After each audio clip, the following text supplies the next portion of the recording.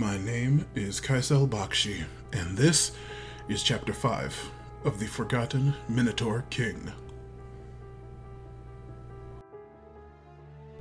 My night in the snug spinneret was fraught with fitful sleep, reliving the numerous traumatic events I've witnessed and the constant nerve-wracking tension burdening me since undertaking this endeavor. The royal family of my home kingdom chasing me, as well as my traveling companion Myrink, who is so quick to violence in a way I didn't think any person, human or mouseling such as herself, was capable of.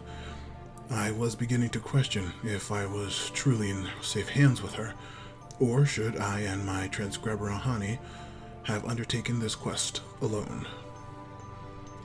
I suppose the dangers I've suffered only bolster the importance of my journey. So little information regarding the mysterious Minotaur King was present that undergoing these hardships only made this research matter more to me. While all the endeavors I have undergone have tested me, body and soul, I was not prepared for the following morning.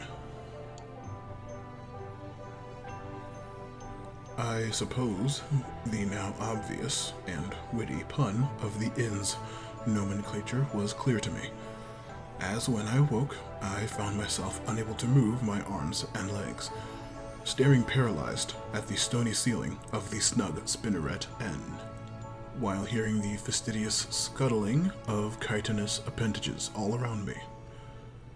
Unable to turn my head to either side for a better look at my apparent abductor, I would hazard a guess it was Acanthigast, the spider-like eriatric proprietor of these lodgings, who had so kindly offered us free room and board under the condition we identified as adventurers. Given our state at the time, I understand why we took the offer with no scrutiny. I was then bodily lifted from what I had assumed was traditional bedding, only to realize I had been encased in a large amount of soft but taut spider's silk. However, the one carrying me was not the sizable and vibrantly mustard-colored Acantha, but a much smaller and dingy brown-colored eriatric, wearing what looked like a pinstriped suit and a bowler hat. He carried me out of my room and through the front desk, where Acantha herself greeted as I passed. There you go, you sweetling. You will fetch a fine price. The Bergazi Raspo just love you, raft types. I tried to protest, but found myself unable to speak, likely due to whatever paralytic agent was inside of the webbing. The smaller eriatric used one of his four limbs, gripping me above his head to tip his hat to her as he exited through the front door. As the harsh light of the sun struck my eyes, I could see I was being taken to a large traveling cart, the open trunk of which was packed with numerous other cocooned persons. The widest one I would have deduced was Ahani, and the much smaller one must have been Myrink. I was unceremoniously tossed amongst them, landing painfully on the side of my neck. The eriatric gentleman then went back into the hotel, and after a few silent minutes, returned to the cart with several large bags of various belongings. Protruding from the side were various swords, coats, axes, and notebooks. The latter must have been Ahani's, and I had no doubt Myrink's guns and knives were inside as well. Safe travels to Scalamandri, my dear Gemin. I'll be waiting for your return, and don't go taking any poor deals from those gangster raspos.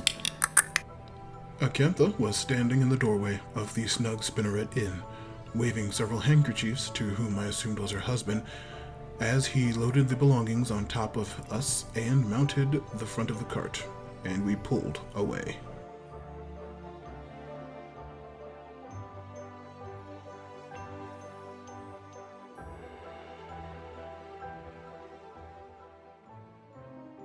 Several hours of silent travel followed, As our group, along with 2 or 3 strangers, also bamboozled by Acantha, bounced along the rocky road through the featureless plains, I was anxiously waiting for feeling to return to my limbs, and I thought back on the destination Acantha had mentioned, Scalamandri. The name rang several bells in my memory.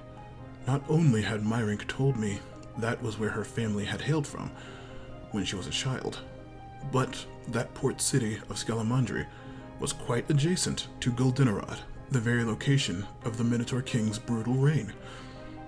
If I had the motor functions to do so, and wasn't currently being held captive, this serendipitous event would have caused me to jump into the air and cry with joy. Surprisingly, I did manage to let out an audible whimper, which caused the driving man-spider to finally turn and address us. Finally getting some feeling back, are ya? Well, don't go thinking you can escape. That webbing could gum up a Nephilim berserker, come down from the heavens themselves. They got some special German paralyzing syrup. He let out a laugh and then turned his attention back to the road. I gotta say, this is an impressive haul for the inn. We usually pull 1 or 2 a month in the Ragazzi Raspo. Better fork over some serious gold. If not them, maybe the Rakshasi authorities in Scalamandri might have something in mind for murderers. He then turned around again and gave us a decent half-dozen winks with his many compound eyes, and his mandibles flexed in what I would guess was a smile. Poor old Carlito. He paid our inn a tithe to keep his passengers safe and the roads clear from Wolfkeep, keeping an eye out for bandits and highwaymen. Oh well, I'm sure his carcass we scraped up from the ground last night will make great continental breakfast for our actually paying guests.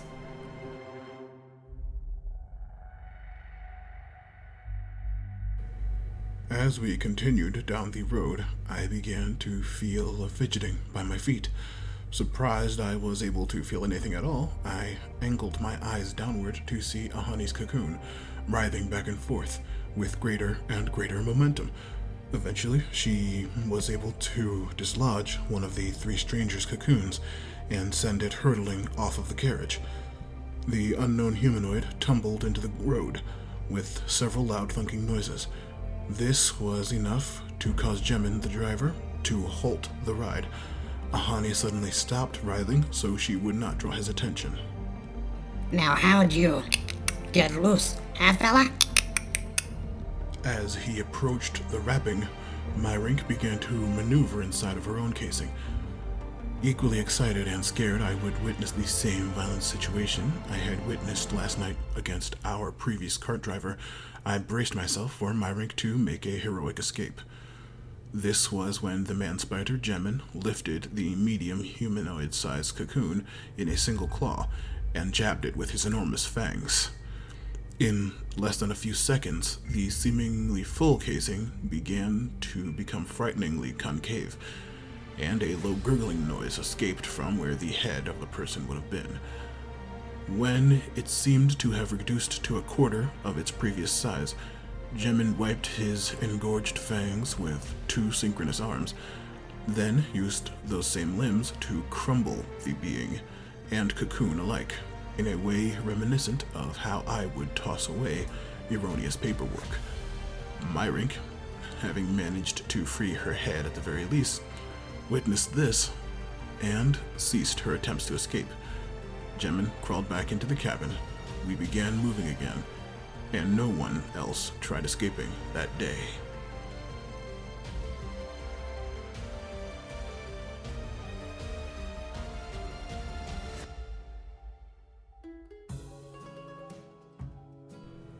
As feeling returned to my body, hunger pains arrived as well.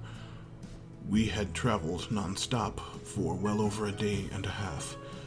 Evidently, Ariadrics don't have a common sleep schedule, and our health was of little concern as well. Halfway through the second day of our capture, I only knew this because the sun, blazing directly above us for what seemed like eternity, we began to hear raucous noise, the kind you only hear when entering a heavily populated area. Along with the voices of various humanoids, we began to hear the rumbling of the ocean and the boat horns of large vessels. I fortunately knew Scalamandria was a port city, and any signs of life were greatly welcome after nearly 2 days of complete silence. Once again, Gemin pulled the cart to the side of the road. Anyone that could have had plans to make noise or run as quickly as possible were quashed when our driver approached the trunk. Placing his abdomen directly above us, he proceeded to douse the entire backside of the vehicle in additional webbing, likely so we could move more inconspicuously. Again, we found ourselves in darkness and silence, with the bumps of the road our only stimulation. That was until the entire cart was upended, and all 5 of our hostage cocoons were spilled across a hard marble floor of what looked like an enormous old mansion. Strongly digited fingers that couldn't have possibly belonged to the Ariadric began to pick us up and prop us against cold stone walls.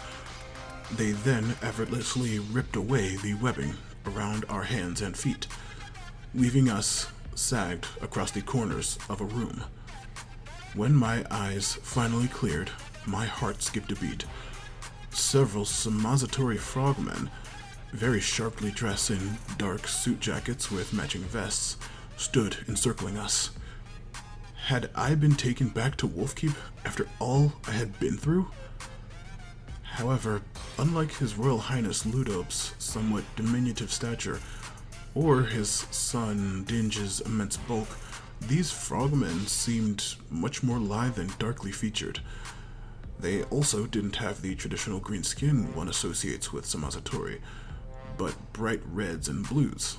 I also noted their brows were adorned with small spikes, making them seem like a similar but distinct race. One that was a cross between venomous bipedal snakes and toads.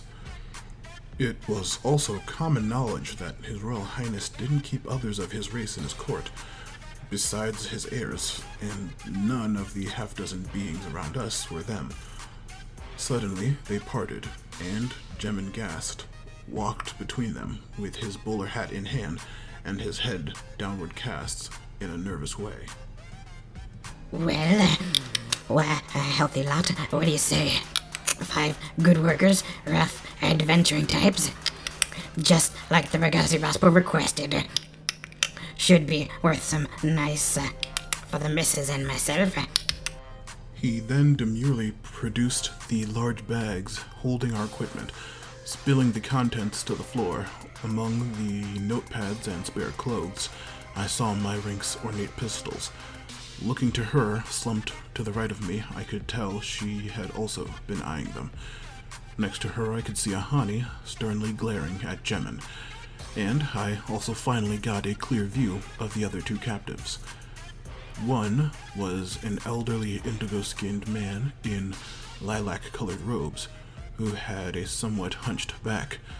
The other was a young elven lad in what one could only describe as tattered, squirely robes. I only recognized them as such from histories I've studied, since, as I have addressed, Wolfkeep has done away with such traditions. They, along with the person that had been drained by Gemin, must have crossed the spider's path around the same time we had. The elderly man was eyeing the pile of items at Gemin's feet. His gaze landed on a bundle of scrolls, and a knowing smirk snuck across his face. As Gemin continued to give deference to these Ragazzi Raspo, as he had called them, one of the frogmen, a slick, auburn-skinned one with sharp-slitted eyes, began to leaf through the belongings. With a curious look, he picked up one of Ahani's notebooks and looked through it. He grabbed the first tome and read it to himself from the very beginning, his eyebrows arched at some particular passage. Unbeknownst to the rest of the group, upon picking up the booklet, the Ragazi unfurled one of the scrolls the Elderman was eyeing. While I am nearly finished my studies of history, I have taken more than a few classes in anthropological, mystical, and linguistical studies, and I could recognize an Alexandrian fire scroll when I saw one. I saw the old man preparing to read the scroll out loud. He shielded the small squire next to him with an embrace, and I let out a loud shout, warning Ahani and Myrink, who managed to roll themselves face down to the ground as the massive plume of ember fire engulfed the room and everything in it that was more than a few feet from the ground.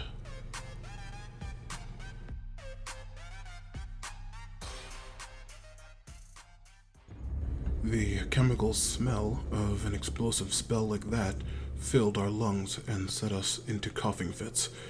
As the flames cleared, the Ragazi Raspo still stood there, entirely unaffected by the magic, while Jemin was badly burned but actively rolling around on the floor, trying to douse the flames engulfing him. The frogman reading Ahani's text stood with his back to the rest and continued to read my journey thus far, while another one approached the old man, who was busy checking the safety of the young elfling. Grabbing him by the collar of his robes, the Ragazi whipped the old man against a marble pillar, nearly bifurcating him and leaving mauve-colored blood smeared across two separate walls. Myrink, who was using the distraction of the fire to make a break for her guns, once again stopped in her tracks, thinking better of it. I then heard the all-too-familiar sound of a book slamming closed, as the Ragazi finally finished his reading and turned to face us with a big smile across his brightly scaled face. Oh, this Studielzo's looking for the boss's help out Krunterg. Can you believe that? Well, you came to the right place, amigo. He then gestured to the wall we had been propped up against. Confusedly looking up, I saw an enormous and somewhat singed portrait of a powerful and handsome minotaur wielding a terrifying-looking crag hammer in one hand and the lion-like head of a Rajal Assad in the other. Underneath, in bold, embossed letterhead, it read, Krunterg, hero of the country.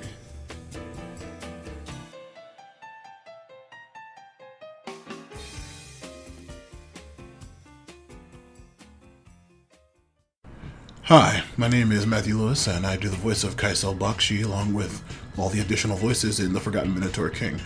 I hope you enjoy the podcast and continue to listen into the future. If you want to support my content, please donate to my Patreon, Matthew Lewis Podcasts. Subscribe to my YouTube channel, Matthew Lewis Podcasts, all one word. Follow me on Twitter at Matthew Lewis P. Or leave a positive maximum star review on your podcast app of choice. If you found this podcast, I assume you're familiar enough with the genre to know how important reviews are to the survival of a channel. And I hope you recommend this to your friends. Or if you didn't like it, you could recommend it to your enemies, and I'll teach them a lesson. Keep it sleazy, folks, and thank you.